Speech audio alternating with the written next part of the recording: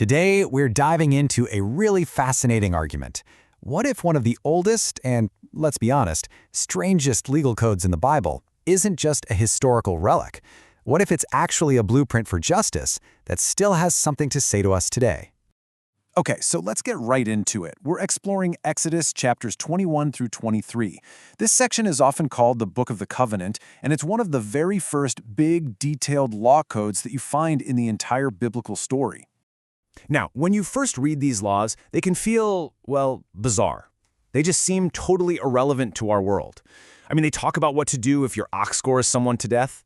It feels so incredibly ancient and distant, right? And it keeps going. The laws deal with situations that feel like they're from a completely different planet. Like what happens if somebody falls into a pit that you dug in your yard? You start to wonder, how could any of this possibly apply to a world of skyscrapers and smartphones?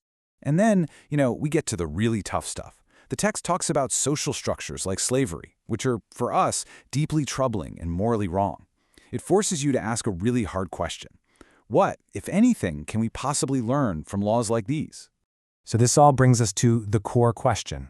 When we read all these rules about property, about farming, or even really strange dietary laws like this one, are we missing the point? Is there some kind of hidden logic here? A deeper meaning that could explain why anyone would spend time studying these laws today? Well, the author of our source, a guy named James B. Jordan, argues that to understand any of this, we have to totally shift our perspective. He says most of us have been reading these laws through the wrong lens. He suggests that we modern readers, we tend to take a man-centered view. We ask questions like, what does this law do for me? Or, does this seem fair to me? But our source here argues for a completely different approach, a God-centered view, which doesn't see law as a tool for our benefit, but as a direct reflection of God's own character. According to the author, these laws aren't just a random list of rules. They're the actual terms of a covenant. And he defines a covenant as this relationship that's both personal, kind of like a deep friendship, but also legally structured, almost like a marriage contract. So it's got both heart and rules all wrapped up together.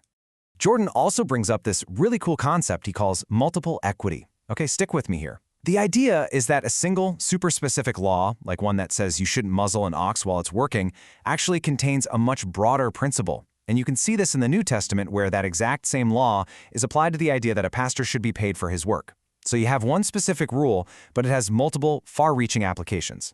And this quote, well, it really gets to the heart of the whole argument. From this point of view, the law isn't just a set of arbitrary rules God made up. No, instead, every single detail, no matter how strange it seems to us, is a direct transcript of divine character. And that makes everything, every little part, incredibly significant. Now, this is where it gets really interesting. Let's see how the author applies this entire framework to maybe the most famous story in the whole book of Exodus, Israel's escape from Egypt. He basically reframes the entire story. It wasn't just a divine rescue mission. He sees it as a full-blown legal showdown. In this view, God isn't just this powerful liberator swooping in. He's acting as what's called a kinsman redeemer, someone who is enforcing pre-existing, legitimate legal claims against Pharaoh. The whole conflict plays out like a courtroom drama. First, God makes a clear demand. Then, Pharaoh pushes back. He negotiates, he makes a counteroffer. Both sides, believe it or not, are invoking specific legal principles about slavery. And the plagues?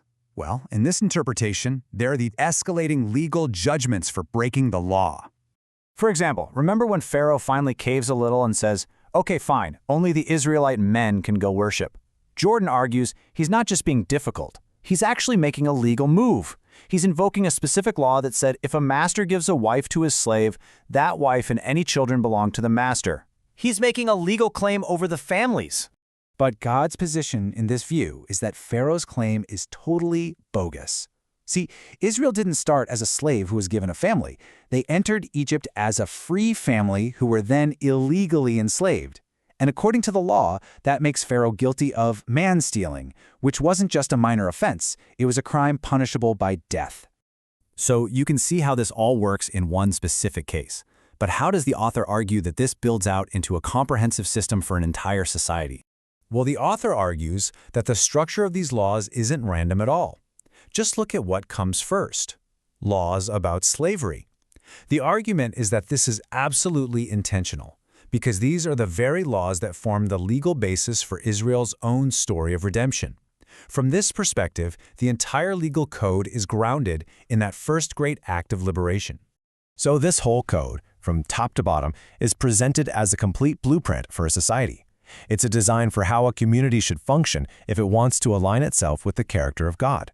The author uses a term for this. He calls it exercising dominion, which is really about responsible, God-honoring stewardship over all of creation. Okay, so after walking through this really unique and detailed interpretation, what's the big takeaway here? What are we supposed to do with this way of reading such an ancient and, let's face it, difficult text? The author's whole framework is really a challenge to us. It challenges us to look past the surface details, the goring oxen and the uncovered pits. It asks us to dig deeper and search for the underlying principles, the hidden worldview, and what the author calls the transcription of divine character that's supposedly embedded in every single rule. And this leaves us with a final, really provocative thought. Whether you agree with this framework or not, it forces us to ask a really fundamental question about any legal system. What is its ultimate source and purpose? Is law just a social contract we make up for our own benefit? Or does it, and maybe should it, point to something higher?